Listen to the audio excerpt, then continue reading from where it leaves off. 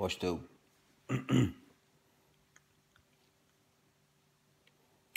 God over rett. Han har givet sitt år til Bibelen halka. Han sier okkom hva er rett og hva er rengt. Han sier okkom hva er sint. Og han har vist okkom til at det som djeva seg ut i Sodomi, han har sett tvær bøyer fram, Sodom og Gomorra, som et eksempel for hva han gjør vid hei, som livet av godlige. Det stender her til Judas vers 1, at han har sett hei fram for tøymen som her etter skulle livet av godlige. Og nå atla tid fra livet av godlige. Og enn ta folk som sies være kristen standa fram overlig i møgnihøyden og dvorst, dominere her.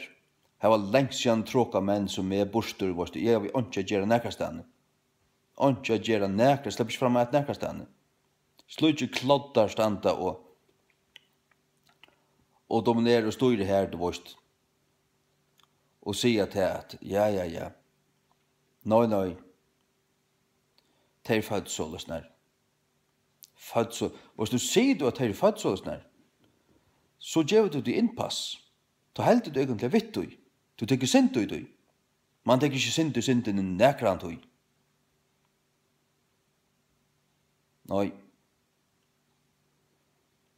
Oit kvart menneske som kommet ut av skraplan, det skal bare lærast, og det skal rønsast.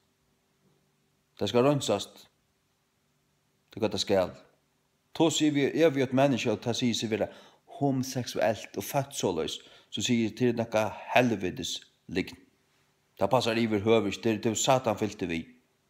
Det passer iver høverst og fødder så, god ikke skapte så snart. Jeg så snakker folk, hva så? Nå tror fødder inn i en sintjan fallnan heim, og du er vaksen opp utan rattar rollefyrmyndir, det er ganske ongan ordentlig pappa, eller ongan pappa haft aller helst. Anna kvart baden og det er ikke bei foreldrene til seg. Eller det er misbrukt, og ditten. Jeg har nemlig jeg har hørt sagt at det var folk som hjelpa folk som er kommet ut i slukt, at ta du snakka vidt deg, ta du spyrst så som jeg folk som er kommet ut av skraplan, kommet ut i sodomittest avlevna og sånn nekka. Jo, de blev misbrukt. Akkurat hendte tullja og uttara løyve som traumatiserar i deg og tåra naturlig utvikling hvor han får avleie og de blev misbrukt. Og så blev tåra seksualitet eller tåra kinsliga medvid blev forkvakla. Hatta bor ui sinnen. Og så kjøtt som du har kommet ut ui nekka akter, at gjøre noe ting, at praktisere noe ting. Du var på en av veien, så heldte du til at til det som du erst. Men det var du slett ikke. God skapte det ikke så. Lukka vis som han skapte ikke nekran Hamas mordere. Nå er oppvaksen i en forkvaklavende miljø, er indoktrinere til å bli at her, nere i de arabiske landene, ISIS-landene og alt det der. Palestina, de som forsvarer Palestina, tykker helvetes bød. Tykker helvetes bød. Jødan skulle hiva kvann araber lortanda ut ur Israel og bomba moskene i Jerusalem til helvetes. Og ingen araber skulle sloppe inn i Israel. Ikke øyn. Utvid palestinenserne, tar som der tar ikke annet enn syriere og jordanere. Ta jødan kom her, ta vær ikke land her, ikke gjaldøyre, folk ikke her, det var bare nomader som søtte her i sanden og skav av skruver. Det er det som de kallar palestinensere. Humbug piss. Ongen fødder som sodomitter. Men det som hender til at til noe som heter Hegelian dialectic, til at man vil flyte av ting, jeg tror ikke akkurat forklare det akkurat 100%, men man vil flyte av ting, man brøyter bare benevnelse av det, og så har man utråknet på forhånd, man vil ha at her flyte handavin og til kollektiva massan, og i faksens medvide, man vil ha det flyte handavin, så brøyter man noen ting, noen høyter, og man får inn i skolan, inn i badnagärarna, brøyter det, og så vekser et atterlig opp, og så alt bare fullstendig brøyt. Men det her var noe med det, det er Bibelen. Bibelen kallar det sodomy, sodomites, og til den synden som det gjør det i Sodom. Og selv Judas brev i Nya testamentet sier det, Gud sette Sodom og Gomorra fram som et fyrdømme, for de som heretter skulle leve av godlige. Ja. Så tid som atletikerne for å voja reppolare og lepper, og halda vi tog, skriv at Facebook-profilen 4 tog og alt dette tattlige på en. Enda lesa baner. Politikerne som atlas er neste vika fra Laudjeva 4 tog, det er at det er 4 dømme. Det er ånga versens ombering til enda oppvaksen i kristne landet. Det er alt døgt og mer alt dette tattlige her, alt dette kyrkjepissi her på en. Det er slett ikke frelst du tog til alle fjerneste. At religiøst piss.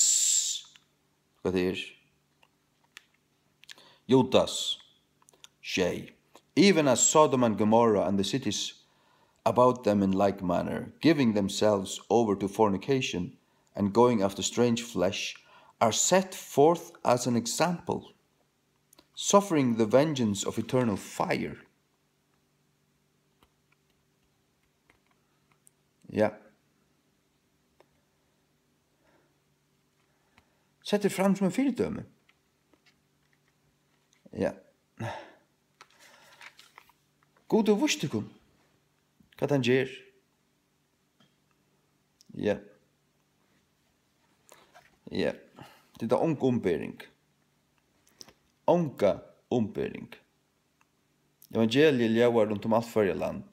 Jøglen lintena og til missionshus og baptistasaler og i hver bygdefærgen. De vet alt.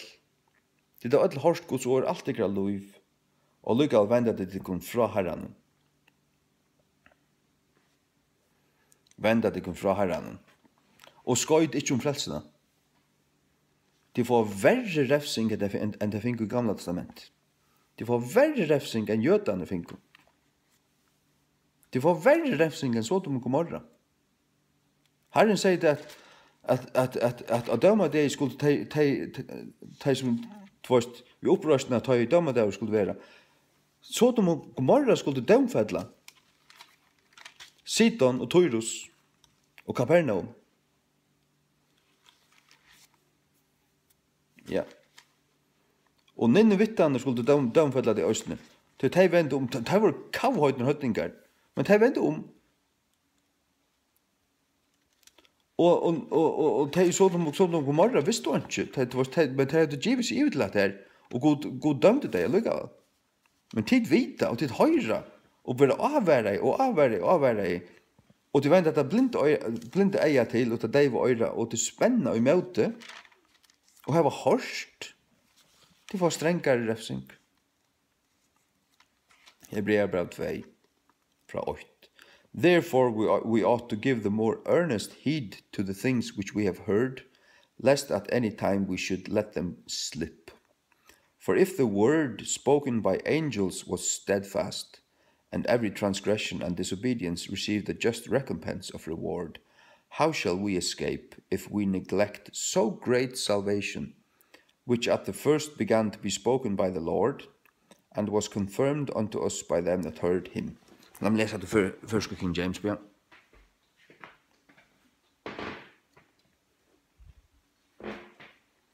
Lese det første King James. Tog åtto vid at djeva tess møyra gjødla gætur etter tøym tingun som vi det var hårst, at ikkje av nøkron sinne vi skulle lete til gloppe. Til at året tala vi anglon var støvfast, og kvart misbrot og avlutne fikk et rettvust lønnar endurgjald. Hvordan skulle vi slippe undan om vi vanskjetta så mykla frelso? Vanskjetta til ikke skøyte om. Til at det her ikke gjøre det gater, ikke skøyte om det. Hvordan skulle vi komme undan til å slippe undan om vi vanskjetta så mykla frelso, som i fyrstande byrja at være tala av herran og være stedfest okkurna tøymen som hørte han. Han ser man ber akkurat det om vi tar døm til å finne gamla testament. God er giv okkun Jesus som okkara frelsare. Og til få han bjøa igjen. Takk imot i honom. Takk imot i honom. Herre, jeg ber for dem som har lyst til det sånn her. Jeg ber om at jeg må takke det til ettek der.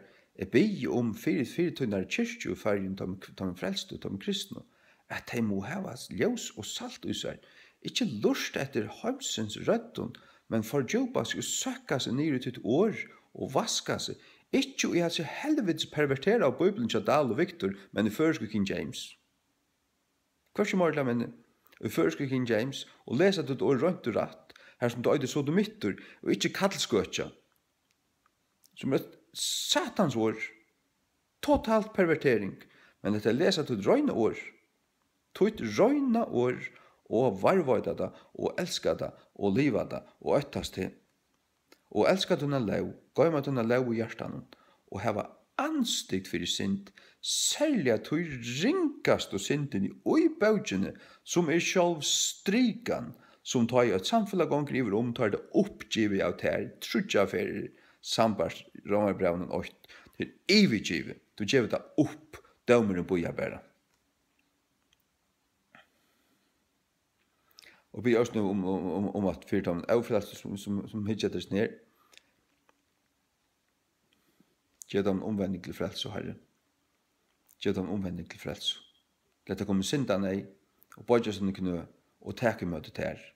Det er tøyene stått, og nå ser det stått. Og Jesu navn. Amen.